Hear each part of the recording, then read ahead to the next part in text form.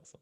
So talk to me, like, so we've only known each other for what, like 13 days? Yeah, less. Yeah, about 10 days. 10 days. How are you feeling 10 days ago versus how you're feeling now?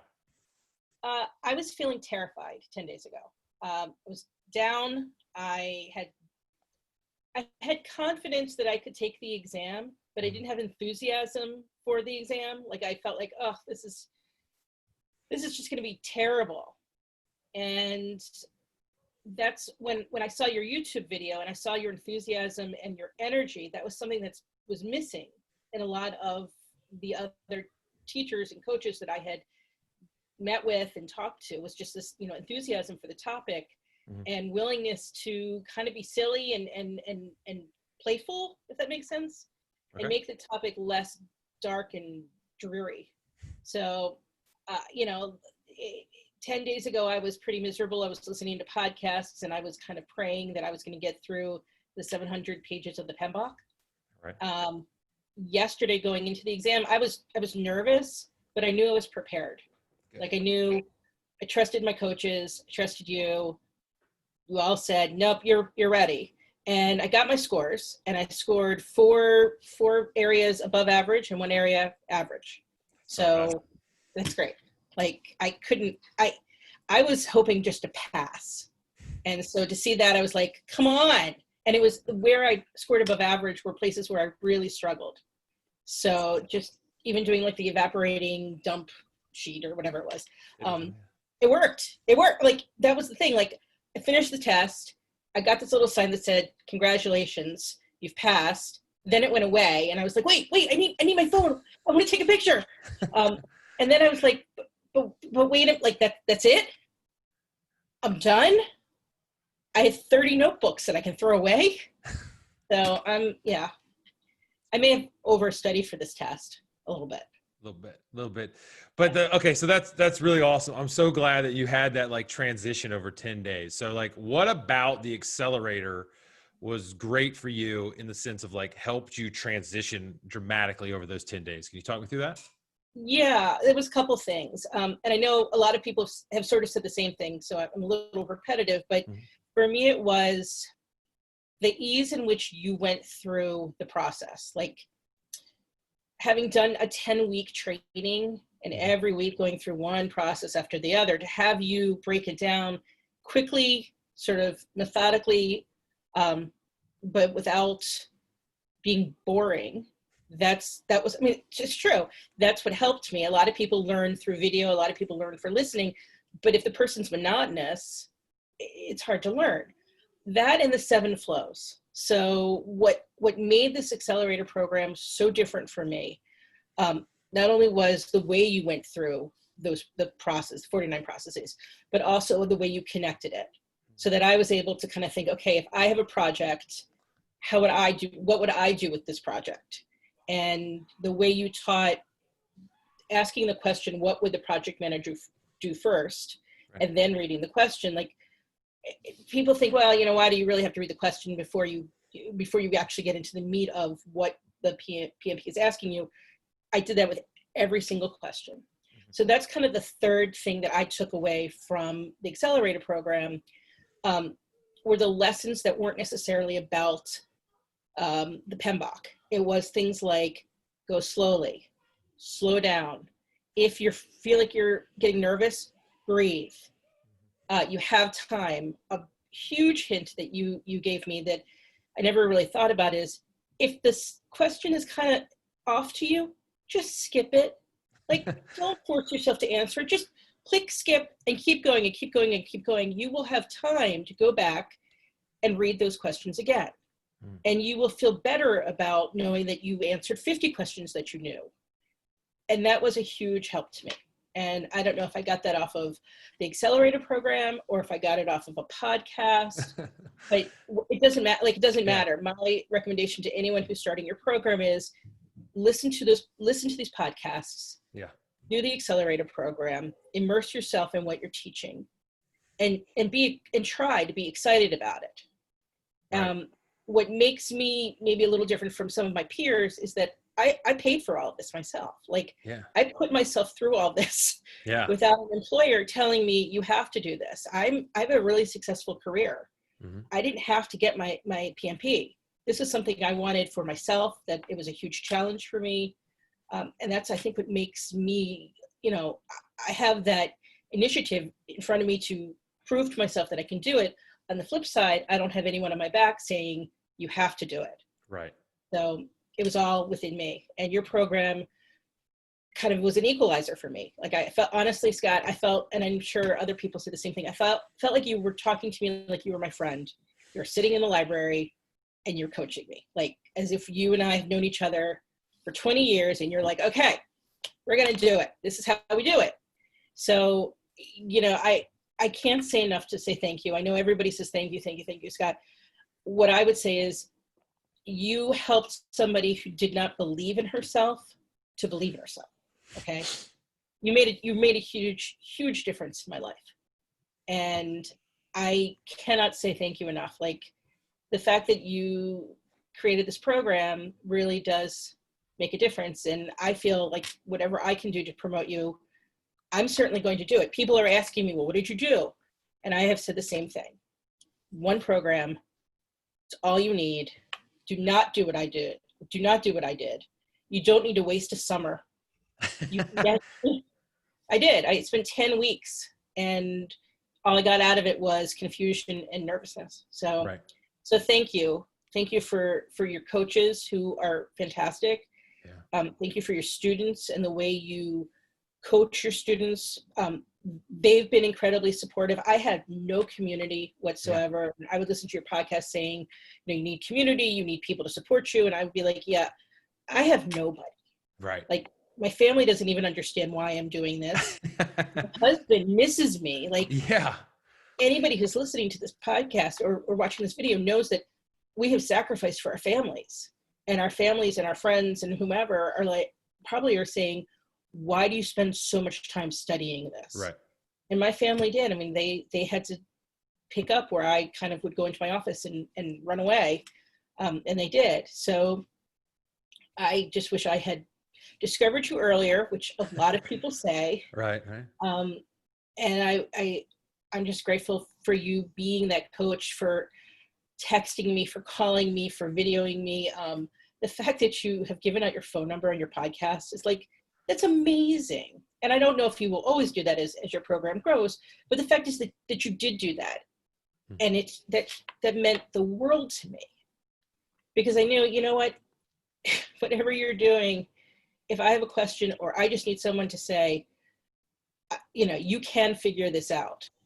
And I'm going to tell you, for anybody who's watching this, watch your EVM videos. Scott, I didn't even need the template. When I got into that test, I was like, boom, boom, boom. I know CPI. I know EAC. Yeah. I know what it means. I know what this means. Yeah. And I was asked those questions 4 or 5 different times. That's awesome. 4 or 5 different ways. And every single time I was like, okay, think about what Scott did. Think about what Scott did. Okay, you got this. Of course you got this. This is so easy. Yeah. It was the other questions that were hard. Yeah. That's cool, man. You got me. So it's not hard to do, but you got me pretty good. You may, I mean, I wish we lived close enough. We weren't in the time of COVID, so I could like come over and like buy you a beer or something. Like, yeah, there you go. You absolutely were the key, and and I know this is why you do this job, but it really matters. Yeah, I think it does. Yeah, I mean, it means a lot. You told me about your family and stuff, and that means a lot. And so, yeah, that's how I got into it, weirdly. Like, and I know that like people watch these videos like, damn, how many times is Scott going to cry on TV? Like, and so, but a lot. And so, that's how I got into it, because I had to get off the road for family, because I was like, I'm treating the customers better than I'm treating my family. And like when people are talking like, I've been doing this for 10 months, I've been doing it for a year, I've been doing it for 6 months, and like my family's like patient and helpful, but like there is a limit on that. And there is a sacrifice in that. And it's, the most we can expeditiously get it done, we go back to good times. And, and hopefully you get better, because you didn't need this. Like, you got a good career, you got a good family, you got all that stuff. You're smart. You didn't, you just, but I needed it for me. And, and if that's helpful to other students who have gone through, I mean, we're going through this pandemic. Yeah. mean, I started this journey 3 years ago before my mother was diagnosed with terminal cancer. And I didn't know how to fill out the application. Right. So I filled it out wrong. And I Oh was yeah, audited. God. I Yeah. was audited. And I found out I was audited when my mother died. So it was kind of like bombshell after bombshell. Like, come on. And I literally thought, you know what? Forget it. I'm not doing this. This is not worth, no place is worth this much. Yeah. But I reapplied and I redid and I restudied. And when I found out that I could sit for the exam, my father had just died. Jeez. So literally, that was in March. So literally I was like, all right, come on. Yeah. My parents wanted me to do this. I'm going to do this. And it took me a while to like kind of get back into the swing of things. So it took me another 3 months before I was really ready to dedicate myself to studying and saying to my family, okay, you know, I can do this. And then I lost my job. So, yeah. So that was, even then I kept saying, you know what, it doesn't matter. It doesn't matter. I'm going to take this exam this summer and things are going to be great. And I'm telling you, I feel like I've accomplished something huge. It's bigger than graduating from college for me. Like this is, it is. This is the test. And I had set it up as this like behemoth of, I don't know, terror. Yeah. So, yeah. Well, that's good. I mean, I'm glad that it means so much and you overcame it. And like, you know, it's not a good story, right? Like, you know, bad things have happened, right? Like people pass, et cetera, you lose a job, but it's a good story in the sense that like, you didn't let it own you and dominate you and like you bounce back. And so that's pretty awesome. That's something to be double proud of. So that's good. Yep. So like talk through like the community aspect and stuff is something that we're really, you know, just happy and proud of. And I think it pays dividends in ways that we don't understand, but like you were always on calls with me and the other coaches and stuff. Talk through like the process of, you know, getting in and not being alone with like the coaches and the community and the chats and stuff like that. What role did that play for you? Well, the first time I listened to a chat, I was really hesitant. I'm not terrified of public speaking. I've done public speaking. I'm not shy, but I was worried about making a mistake. Yeah. And I was worried about what other people would think of me because I didn't have the answer. Yeah. So I think what really mattered was the tone that you set on your calls of, I don't care if you get it right. In fact, I would prefer if you get it wrong because we'll all learn. Yeah. That helped. The fact that you would say to people, slow down. Yeah. There's something about the small groups, having small groups together. Yeah. Honestly, I started looking people up on LinkedIn because I was curious about what they did for a living. Yeah. I mean, seriously, it was great to hear like a South African accent. Because, honestly, I was just in South Africa, so it was kind of like cool. Like somebody from South Africa is on the phone, and that's really cool. Yeah. It was just again, I think it's the way you set the tone. I think it's the way the coaches set their tone. Even on the chats, which is hard to build a community when you're in a chat. The fact that I would put in, I guess, some kind of strange questions. Yeah. And people would be willing to answer. I mean, I had questions about smoothing. Yeah. And how to tell the difference between this and that. And do you have to submit a change request for if you smooth a schedule? And people responded and they were great. They weren't condescending answers. They weren't like, oh my God, you're never going to pass the PMP. They gave great answers. And I don't know if I became like best friends with people. I've only been on the program for 7 days. I know. But I felt like if I had reached out to any one of those students, they would have responded to me. Yeah, it's crazy. And when I posted that I had passed, the things that people said to me after I posted on Facebook that I had passed the exam were so kind and so genuine. And I thought, geez, of course I want to stay part of this community. Of course I want to help people pass this exam. I want to pay it forward. Right. And I know a lot of your students feel that way, that this is a tight community. Project management is hard. Yeah, it is. And consulting is tough, and we are blamed for everything. It's true.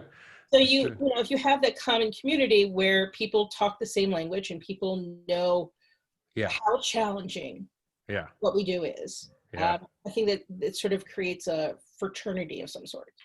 Yeah. So that's how I feel about your program, is that it is a group of people. It's not just a bunch of strangers who drop in, drop out. Yeah, You that's the coolest. people. That's the coolest thing in the world. So like with that community and like the alumni network or whatever you want to call it, as we crank them out, you are number. Give me a second. Your number. Hold on.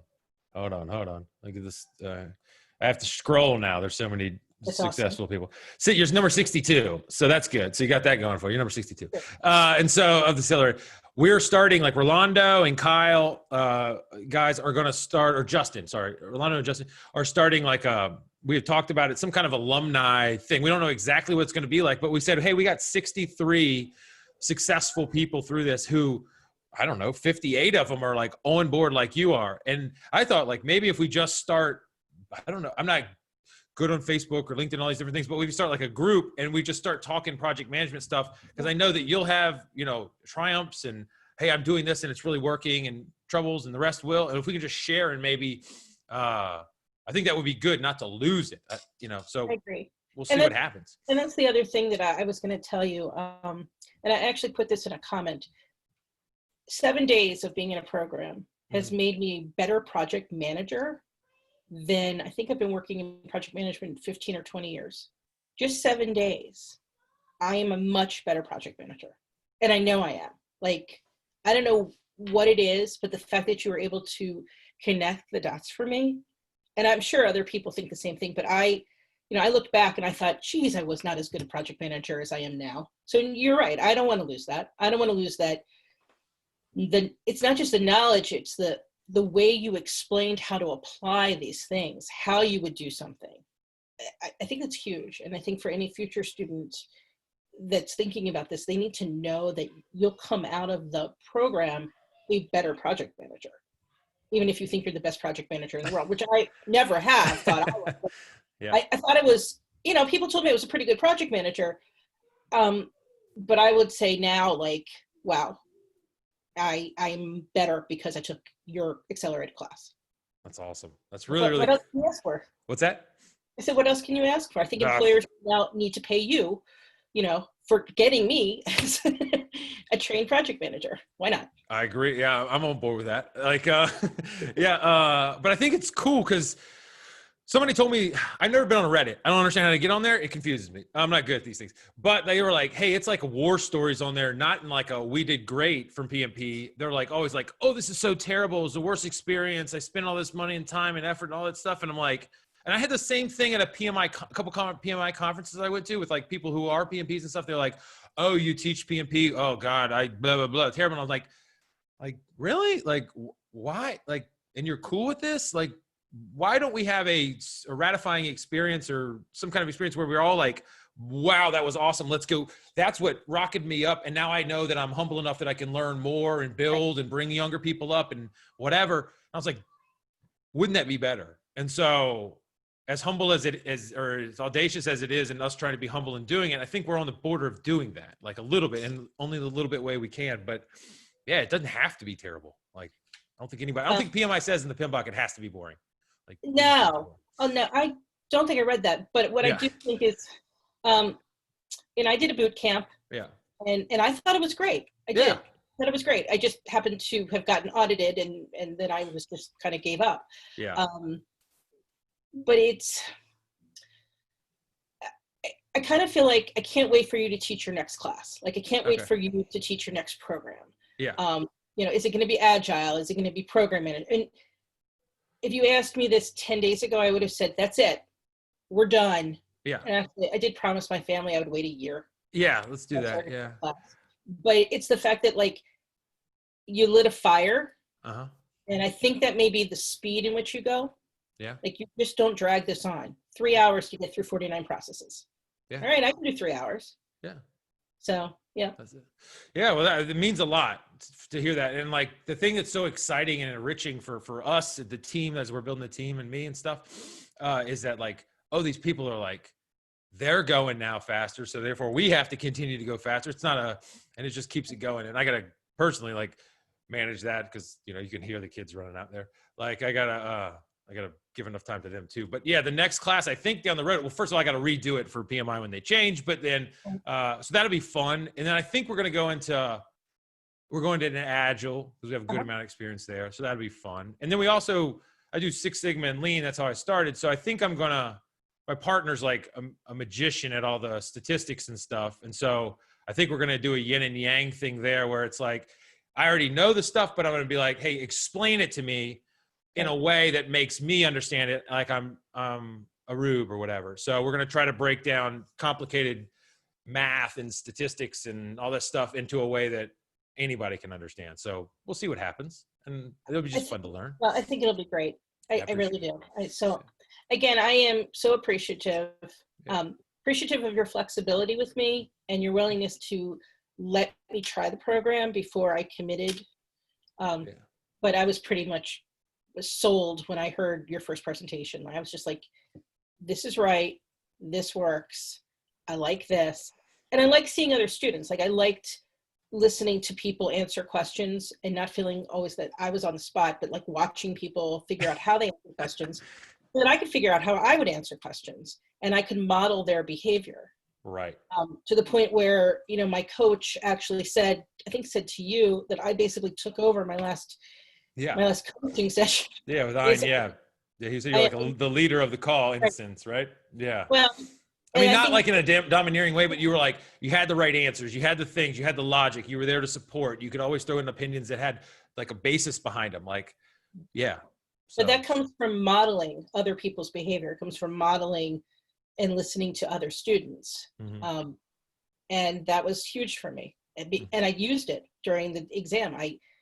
People said they hear your voice. I actually heard a lot of your students' voices. That's just good. Basically listening, what would the project manager do? And then the scenario. And and I tried to think like, what would this person think it was? And why? Yeah. And then remind myself that I only have 1.2 minutes. No. Yeah, you got to get it done. So it was a great experience. I'm really glad it's over. Yeah, that's the other thing. Like people get in like, oh yeah, cool. It literally is good to be done. Like, and the cool thing is you get to you're done with it. You can go into the next thing, whether it's like hanging out with the family for a while and then finding like another work thing to get excited about or another certification or whatever. Yeah, it's fun. It's fun to accomplish stuff. So now the other thing I wanted to tell you is that I did have technology problems. Oh, with the exam? So, yeah. So there are people who have technology problems or who are afraid to take the exam from home. Yeah. I tried everything to keep the family off of bandwidth. Like I sent children away, threatened husband. He could not be on the internet while I was doing the exam, and they still had problems. And I think it's OnView is the company. They did a good job of restarting my exam, but there were times when I would sit there for 5 minutes waiting for them to fix whatever was going on. Jeez. So I had to think about your suggestions, think about your recommendations of breathe, slowly, don't panic, don't freak, this will get resolved. Don't worry. They're not going to reschedule your exam because that's what I was really afraid of. Right. Is that they would say, no, we can't fix this. So you're going to have to reschedule. Yeah. After I got myself all hyped up. Yeah. But they figured it out and I was able to complete the exam. It just took a little bit longer. Okay, cool. Yeah. Well, I'm glad it didn't have too much. And Ariana, another student, is taking all the people who have had technical issues and she's pulling in because we have a couple different flavors of different type of tech issues. So she's got the task of bringing it together, summarizing it in a document, and then we're going to put it out to the world to say, hey, when you have tech issues, here's the way they could come across. Don't freak out, first of all, but here's what you do, this, that, and the other thing to make sure that you could try to get through it. And then we'll have a little bit of that on the back end side of hey, here's how you manage yourself. Cause sometimes the machine will do things that you have no control of. And that was, for me, it was, the proctors were great. Yep. I expected proctors, by the way, to be watching me, physically. I'd see them watching me. Yeah. You see their eyes or something like that. Yeah. That would be creepy. So I was able to text them and be like, hey, there's a problem, and talk to them. But the real issue for me was managing myself, not screaming, not, because I wanted to. I literally wanted, I had so much energy and so I was so nervous that all I wanted to do was scream. But sitting there, being patient, doing whatever I could to kind of say, it's going to work. You're going to be fine. You've come all this way. You're going to be good. That's awesome. And that's the most important thing. I think it's a good way to end it. Like managing yourself, like you're in this thing, everybody for themselves, like, but you're not on your own. And, you know, you get the community to support you and then set you up so that when you're in there, you know, if you can just keep yourself relatively centered and follow through, then good things will most likely happen. So I think you're a testament. That's my best. I mean, that's my best recommendation is relax. And I even thought, like, if I fail this, what am I going to do? Like, when I'm going to, you know, the first thing I'm going to do is I'm going to email Scott. Second thing I'm going to do is start reviewing all over again. And tell myself this is totally cool. Like, no worries. It's not a big deal. I mean, we don't have many people fail, which is okay. But when we do occasionally, it is. I got off a call with the guy today. He like literally was on the line, and it's like, man, that's got to be hurt. That's got to hurt a little bit. That's like straight up in the middle on the line. Like, why couldn't they just like round it up? But we just came up. We said, hey, take a weekend off. We hit it again on Monday. He's going to get in like a smaller group that I have. And I say, hey, all we need is another week. You'll be there, and we'll do it. And so, yeah. All right. So there are people out there that are like you. I know that you've said a lot of things, like they're, you know, enterprising. They've built their career. They have a great family. They've overcome a ton of stuff, and they're just doing this for them. Right. And they know that they can do it. But some of them might see the discouraging things out there in the world, or they might have gone to things and things might have gotten in the way. Who knows? So if they're out there and they're like, man, she's talking to me. I see myself in her. What would you say to those people? I would say just do it. Don't hesitate. You will feel so accomplished when you're done. Right. And for me, it was no one's going to hold me back. And when I apply for another job, that PMP is going to get me in the other resume pile, where that's the pile with the PMPs. And that's one of the reasons why I did it. I've never wanted to be excluded from the club. And that's why, like, just do it, because it can be done. It is possible through personal tragedy and all kinds of bizarre things going on. If you just sort of stick to it and stick to your convictions that it's important, even if it's just, I want the certificate on my wall because this was hard. And people say this is the hardest exam you'll ever take. Right. And I say, yeah, it is the hardest exam I've ever taken. And I've taken a lot of exams. And that's what makes it worth it.